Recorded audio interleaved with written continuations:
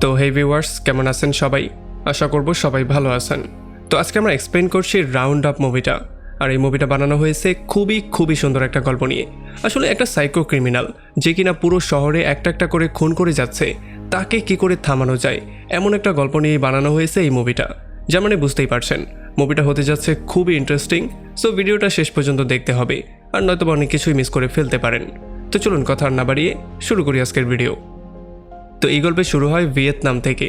আসলে তখন আমরা জানতে পারি যে কোরিয়ান যত গ্যাংস্টার আর মাফিয়া আছে তারা সবাই এখন ভিয়েতনামে এসেই ঘাটিগাড়া শুরু করে দিয়েছে, কারণ এখানে থেকে কোরিয়ান বিজনেসম্যান আর বিভিন্ন মানুষজনকে লুটপাট করতে তাদের জন্য ইজি হয়। আর তখন আমরা অ্যান্ডি নামের এই লোকটাকে দেখতে পারি যে কিনা তার বন্ধুকে সঙ্গে নিয়ে অন্য কিছু গ্যাংস্টারের সঙ্গে মিট করতে এসেছে। আসলে তাকে পাঠিয়েছে মিস্টার চুই নামের একটা বিজনেসম্যান। এখন যেহেতু বিজনেসম্যান তাকে পাঠিয়েছে, এই জন্য সে তো বিজনেসের কথাই চিন্তা করবে। এই জন্য সে গিয়ে মিট করে ক্যাং নামের একটা গ্যাংস্টারের সাথে। তবে যখনই অ্যান্ডি ক্যাংয়ের গাড়ির মধ্যে ঢুকে, তখনই ক্যাং তাকে ধরে পেটানো শুরু করে, তাকে আচ্ছা রকম ধোলাই করে তাকে কাটাছেঁড়া করাও শুরু করে। আসলে তখন আমরা জানতে পারি যে ক্যাং হচ্ছে গিয়ে একজন সাইকো কিলার যে কিনা বড় লোকদেরকে খুন করে তাদের সমস্ত টাকা পয়সাগুলোকে লুট করে। ক্যান আর অ্যান্ডি এই দুইজনকে খুব ভালো করে মনে রাখবেন, কারণ এই দুইজন খুবই ইম্পর্টেন্ট এই মুভিতে। তো এরপরে সিন চলে আসে কোরিয়াতে। আমরা দেখতে পারি এখানে একটা কিলার একটা মহিলার গলায় ছুরি ধরে তাকে বন্দি করেছে। তবে যখন পুলিশ এই খবরটা পেয়ে মহিলাকে বাঁচাতে আসে, তখন পুলিশ কোনোভাবেই তার সাথে পেরে উঠছিল না, মানে কোনোভাবেই পুলিশ তার সামনে যেতে পারছিল না। এই জন্য ফাইনালি এখানে এন্ট্রি হয় আমাদের ডন লি এর। তবে যখন লি এখানে আসে আর সে চিন্তা করে যে সে লুকিয়ে স্টোরের মধ্যে গিয়ে মহিলাকে সেভ করবে, তখন তার এই মোটা শরীরের জন্য সে কোনোভাবেই লুকিয়ে স্টোরের মধ্যে ঢুকতে পারে না। মানে সেই লোকটা বুঝে যায় যে এখানে লি এসে গিয়েছে। তো এই জন্য ফাইনালি সেই লোকটা সিদ্ধান্ত নেয় সে যে কোনো মূল্যে লিয়ের সাথে ফাইট করবে। আর এই সিদ্ধান্তটাই ছিল তার জীবনের সবচেয়ে বড় ভুল একটা সিদ্ধান্ত, কারণ এইটা তো আপনারা খুব ভালো করেই জানেন যে ডনলি ভাইয়ার সাথে ফাইটে জেতা ততটাই মুশকিল যতটা মুশকিল আপনাকে দিয়ে সাবস্ক্রাইব বাটনে প্রেস করানো। যাই হোক, এখন লিয়ের এই সমস্ত ব্যাপারগুলো পত্রিকাতে ছড়িয়ে পড়ে। যদিও মানুষজন খুবই হ্যাপি ছিল, তবে আমরা দেখতে পারি মিডিয়া তার নামে উল্টাপাল্টা অনেক কিছু লিখছিল। তবে যখন লি এই ব্যাপারগুলো দেখতে পারে, তখন এগুলোতে সে একেবারে পাত্তাই দেয় না, সে এগুলো একেবারে ডোন্ট কেয়ার করে ছেড়ে দেয়। তবে তখনই এখানে তাদের ক্যাপ্টেন চলে আসে যে কিনা এসেই তাদেরকে 3টা গ্যাংস্টারের একটা ফাইল দেয়। আসলে এই 3টা গ্যাংস্টার কোরিয়াতে লুটপাট করে বিভিন্ন রকমের খুন করে এখান থেকে পালিয়ে ভিয়েতনামে চলে গিয়েছে।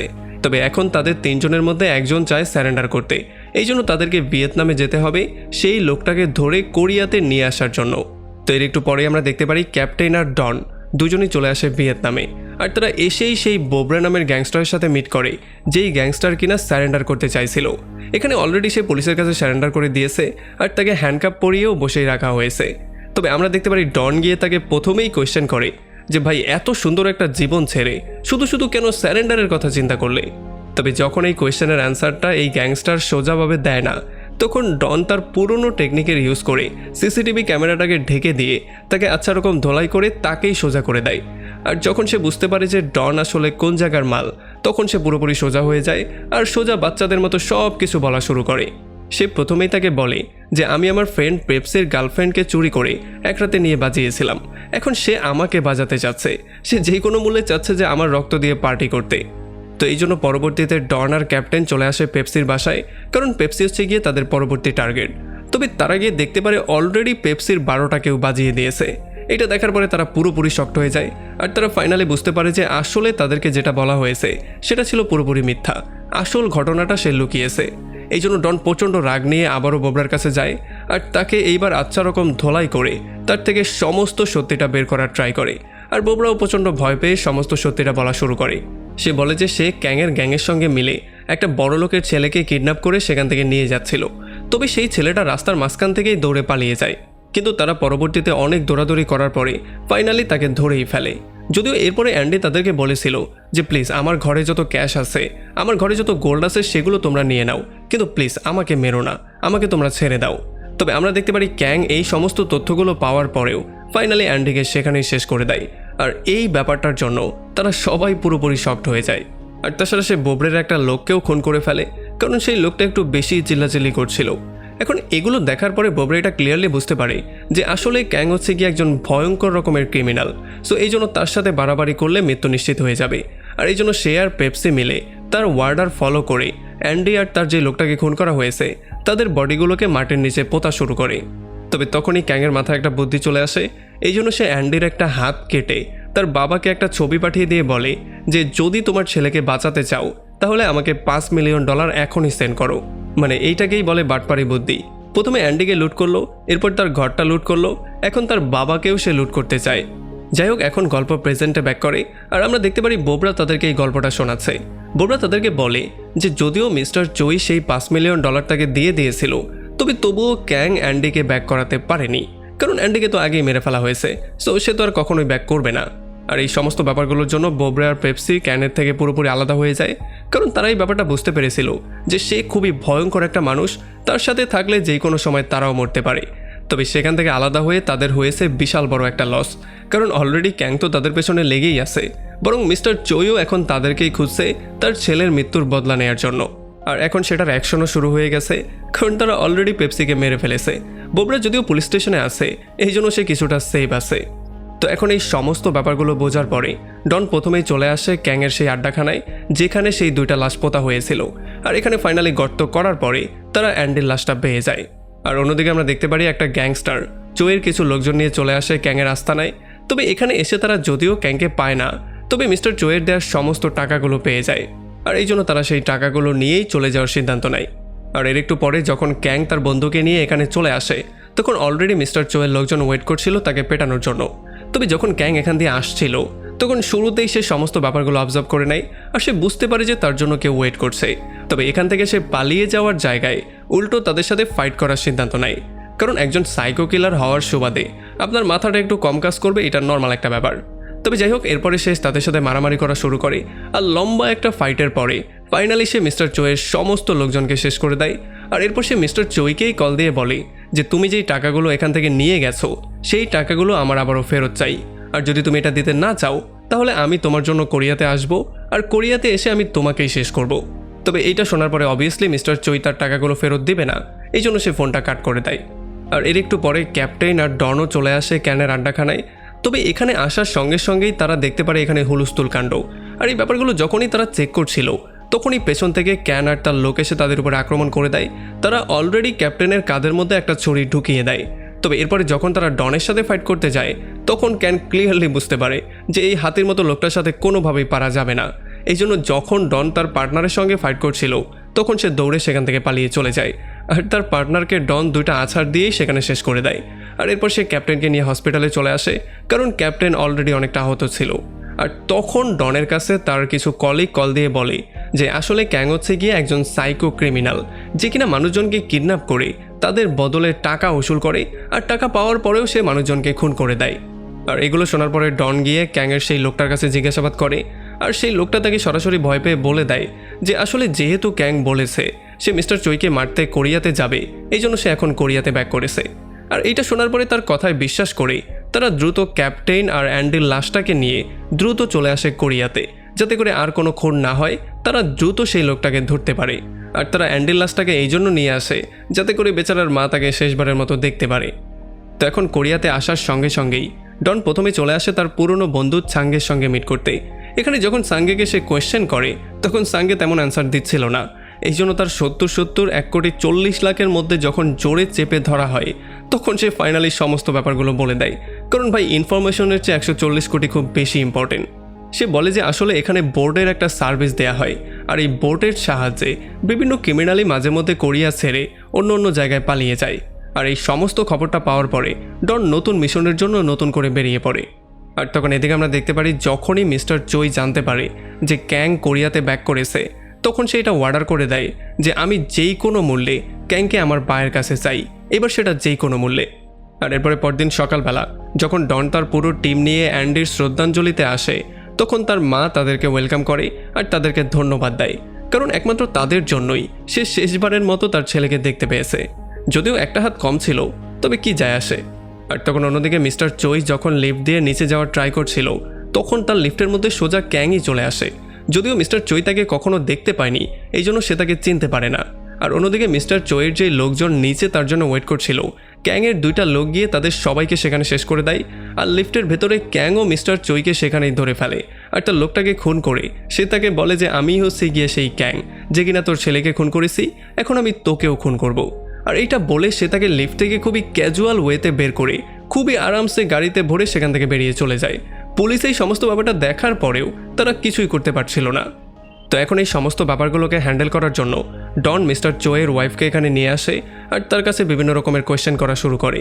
তবে তখন ক্যাং সরাসরি তার ওয়াইফকেই কল দিয়ে দেয় আর সে তাকে বলে যে যদি তোমার হাজব্যান্ডকে তুমি ফেরত চাও তাহলে দ্রুত $5 মিলিয়ন নিয়ে আমার সামনে আসবে, আর নয়তোবা কিন্তু আমি শেষ করে দেব। যদিও তার ওয়াইফ টাকাগুলো দেওয়ার জন্য রাজি হয়ে যায়, তবে সেও একটা শর্ত দিয়ে দেয়। সে বলে যে আমার সঙ্গে কিন্তু আমার ড্রাইভার যাবে, কারণ আমি নিজে তো ড্রাইভ করতে পারি না, আর এমনিতেও মেয়েদের ড্রাইভের উপরে যারা বিশ্বাস করে তারা ভাই বিশাল বড় গাধা। যাই হোক, এখন ডন এই সমস্ত ব্যাপারটা শোনার পরে এইটা প্ল্যানিং করা শুরু করে যে কাকে সেখানে ড্রাইভার হিসেবে পাঠানো যায়। তবে তখন তাদের ক্যাপ্টেন বলে যে আমাদের পুরো টিমটাকে যেহেতু ক্যাং খুব ভালো করে চেনে, এই জন্য আমাদের কেউ গেলে সে বুঝে ফেলবে। সো এই জন্য এমন একটা লোককে পাঠাতে হবে যাকে সে এখন পর্যন্ত চেনে না। আর এই জন্য ফাইনালি ডনের মাথায় চলে আসে তার সেই বিখ্যাত বন্ধু সাঙ্গার কথা। তো এই জন্য ফাইনালি সাঙ্গাকে মিস্টার চোয়ের ওয়াইফের ড্রাইভার করে পাঠানো হয়। তবে যখন সাঙ্গা এতগুলো টাকা দেখতে পারে তখন তার নিয়ত অন্যরকমই হয়ে যায়, সে অন্যই প্ল্যানিং করা শুরু করে। আর তখন অন্যদিকে আমরা দেখতে পারি কেইন আর তার সেই বন্ধু ওয়ান আই নামের একটা লোকের সঙ্গে কন্ট্যাক্ট করে। আসলে ওয়ান আই হচ্ছে সেই লোক যে কিনা বিভিন্ন ক্রিমিনালদেরকে শিপের সাহায্যে অন্য অন্য দেশের মধ্যে পাঠিয়ে দেয়। এই জন্য সে ওয়ানের সাথে কন্ট্যাক্ট করে বলে অন্য একটা দেশে সে যেতে চায়, আর এর জন্য সে অনেকগুলো টাকা দেওয়ার জন্য রাজি হয়ে যায়। আর যেহেতু অনেকগুলো টাকার অফার, সো এই জন্য ওয়ান আইও না করতে পারে না, সেও রাজি হয়ে যায়। এদিকে সেই ওয়াইফের গাড়ির পেছনে পুলিশ একটা গাড়ি পাঠিয়ে দেয় যাতে করে কি হচ্ছে না হচ্ছে সমস্ত ব্যাপারগুলো তারা পর্যবেক্ষণ করতে পারে। তবে ক্যাং একটু বুদ্ধি খাটিয়ে সে পুলিশের গাড়ির পেছনে আরও একটা গাড়ি পাঠিয়ে দেয় যাতে করে সে এইটা বুঝতে পারে যে তাদেরকে পুলিশ ফলো করছে কি না। আর যখনই সে বুঝতে পারে যে তাদেরকে পুলিশ ফলো করছে, তখন সে কল দিয়ে খবরটা জানিয়ে দেয় যে যদি তুমি পুলিশকে সঙ্গে নিয়ে আসো তাহলে কিন্তু তোমার হাজব্যান্ড আর বাজে থাকবে না। তবে তখন আমরা দেখতে পারি পুলিশ তার লোকেশনটা পেয়ে যায়। এই জন্য যখনই একটা পুলিশ অফিসার তার আড্ডার জায়গায় এসে মিস্টার চুইকে নিয়ে পালিয়ে যাওয়ার ট্রাই করছিল, তখনই সে পেছন থেকে এসে পুলিশের পেটের মধ্যে ছুরি ঢুকিয়ে দেয়। আর এরপর সে তাকে আবারও মারতে যেত, তবে তখনই এখানে অনেকগুলো পুলিশ অফিসার চলে আসে। আর এই ব্যাপারগুলো দেখার পরে কেন দ্রুত গাড়ি নিয়ে পালিয়ে যাওয়ার ট্রাই করে। আর তখন ক্যান তার সেই সাইকো ফ্রেন্ডদেরকেও কল দিয়ে বলে দেয় যে আমাদের পেছনে পুলিশ লেগে গিয়েছে, সো সেই টাকাগুলোর চিন্তা বাদ দিয়ে দ্রুত সেখান থেকে পালিয়ে যাও। তবে তাদের মনে হয় যে আসলে কেন তাদেরকে ধোঁকা দিচ্ছে, সে একাই টাকাগুলো নিয়ে পালিয়ে যাওয়ার সিদ্ধান্ত নিয়েছে। এই জন্য তারা সেখান থেকে না পালিয়ে সোজা সেই গাড়িটাকে ফলো করা শুরু করে, আর এইবার তারা গাড়ির উপরে অ্যাটাক করারও ট্রাই করে। তবে তখন সাঙ্গা তাদের থেকে বাঁচার জন্য দ্রুত একটা শপিং মলের পার্কিং লটে চলে আসে, আর সেই লোকগুলো এসে তাদের উপরে আক্রমণ করে দেয়। তবে তখন তো মিস্টার চোয়ের ওয়াইফ দ্রুত শপিং মলের মধ্যে ঢুকে পড়ে, কারণ এই টাকাগুলোর কোনো ভ্যালু তার কাছে নেই, তার জীবনের ভ্যালু সবচেয়ে বেশি। তবে সাঙ্গা যে কোনো মূল্যে টাকাগুলোকে বাঁচাতে চায়, এই জন্য সে টাকাগুলোকে বাঁচাতে গিয়ে গাড়ি নিয়েই সেখান থেকে পালিয়ে চলে যায়। এখন এই সমস্ত ব্যাপারগুলো দেখার পরে একটা সাইকো তো দৌড়ে শপিং মলের মধ্যে ঢুকে পড়ে, তবে অন্য একটা সাইকো এখানেই পুলিশদের সঙ্গে ফাইট করা শুরু করে। তবে তখন এখানে দুইটা অফিসার হওয়ার জন্য তাকে আচ্ছা রকম একটু ধোলাই করে ফাইনালি তাকে অ্যারেস্টও করে ফেলে। আর অন্যদিকে সেই শপিং মলের সাইকো যখন এই মহিলাকে ধরে মারতেই যাচ্ছিল, তখনই এখানে ফাইনালি ডন চলে আসে, আর ডন এসে তাকে এমন করে ধোলাই করে যেমন মানুষ পিঁপড়াকে পিষে ফেলে। আর তখন এদিকে আমরা দেখতে পারি ক্যাং সাঙ্গাকে ফলো করা শুরু করে যাতে করে সেই টাকাগুলো পেয়ে যায়। তবে আমরা দেখতে পারি সাঙ্গা নিজেই এই টাকাগুলো খেয়ে দেওয়ার জন্য দ্রুত একটা ট্যাক্সি নিয়ে সেখান থেকে পালিয়ে চলে যায়।